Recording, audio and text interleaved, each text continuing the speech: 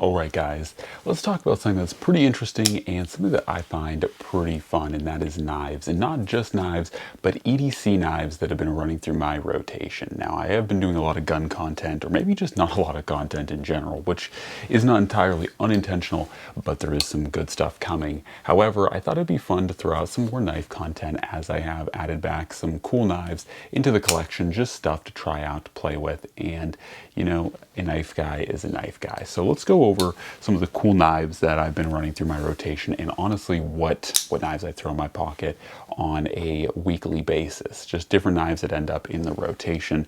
I'm not really consistent on which knife goes where, and I'm not highly organized like some people, but it's just whatever I feel like grabbing for the day. So first off, let's start with the singular fixed blade. Of course, I do have other outdoor blades, but it's kind of my just catch-all fixed blade for the time being, and this guy is kind of rare. I will have a more complete video coming in on this blade at some point in the making of life, but this right here is a Hartley knife and tool TWR. This is a knife that I picked up from one of his drops not too long ago, and it's made out of 154 cm. It's a really cool blade, and I really do love and support my fellow local Alaskan and a knife maker, which is Ryder Hartley. So he does some YouTube video stuff, and I'll link his website in the description below. I wasn't paid to do any of this. I did actually purchase this knife. I just think it's really cool, and I like supporting fellow people that are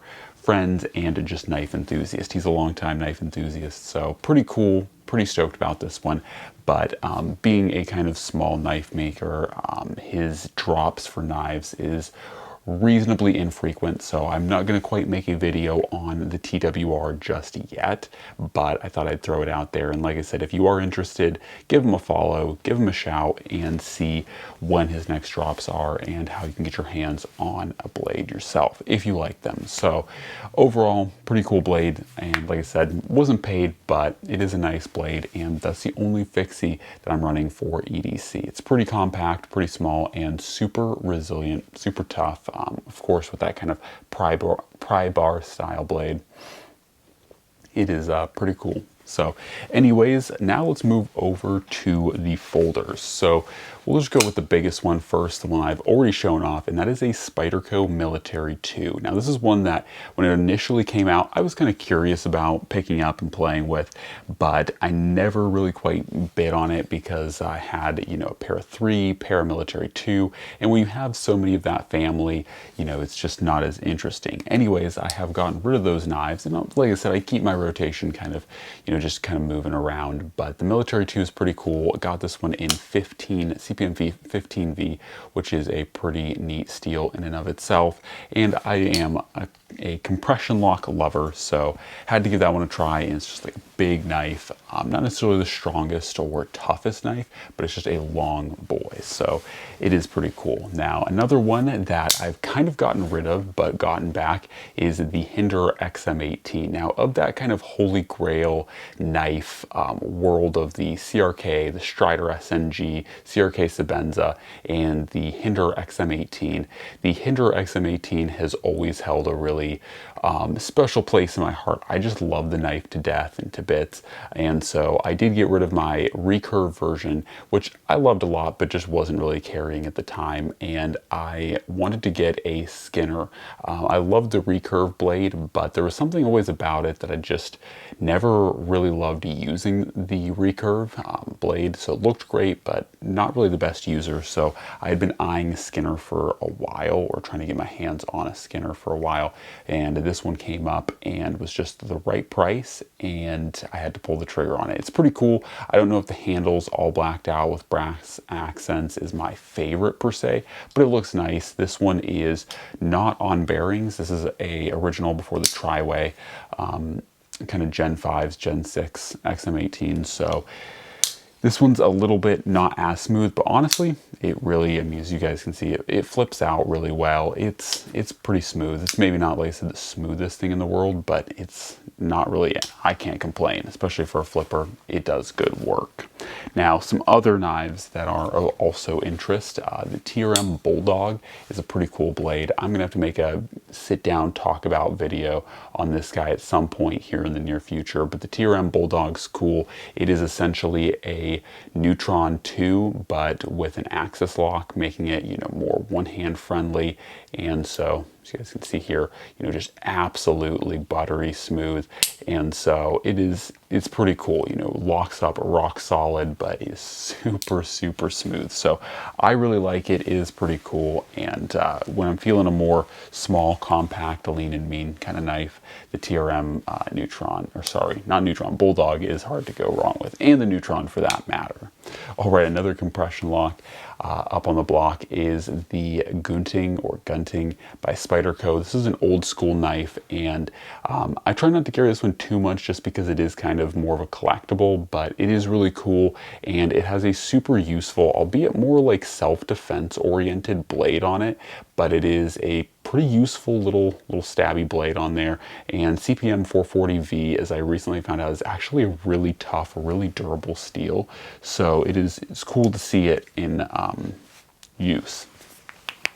All right, next one up is the Emerson MX200, or a folding flipper ball bearing pivoted kukri knife. This thing is just a crazy hodgepodge of like everything. This thing has a folder, or this thing is a folder, it's a flipper, it's on bearings, it's a kukri, it's everything that you could want and more. And I don't know, I feel like this is more of a design that you would expect from like Civivi or We Knives, or, you know, one of the Chinese kind of knife makers, which they're still good knife makers, like don't get me wrong, it's no shade on them. You don't typically see like American manufacturers really coming out of the closet with just crazy wacky designs. So it's cool to see the MX200 you know, just as a knife exists. So it's a cool blade. Not necessarily my favorite for every use, especially because this thing is chisel ground. It is a kukri style. It is not the most inherently useful blade, but it is pretty cool and amazingly smooth. I mean, it is on ball bearings, but yeah, and it's kind of cool to see the kind of leap in technology for Emerson. Emerson has really been sitting there, you know, doing their CPM 154 CM, or not CPM, but just 154 CM steel. They've been doing their, you know, kind of, you know, washers, like the more basic washers, liner locks, like nothing's really changed in Emerson's technology for like the last 25 years. So it is kind of cool when they pick up projects like this, or now like we're starting to see them use Magna Cut steel as opposed to the traditional 154 CM. So it is really cool to see the kind of just jumps in innovation that they are doing. And yeah, it's just cool to see.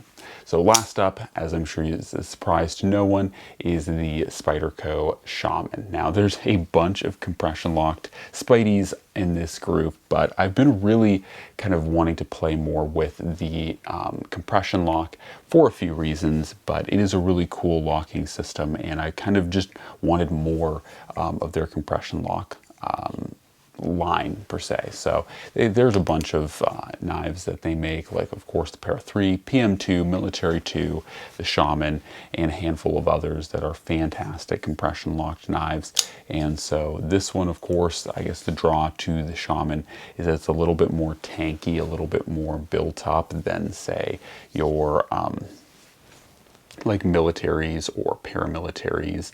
So you can see there, I mean, it's not crazy thick, but a little bit thicker and a little bit more tanky. So kind of cool, but yeah, that is kind of the setup or the rotation for me. I do of course have other EDC folders. I have still Malibu from ProTech, and it's cool. I don't carry it a ton. It's not personally my favorite.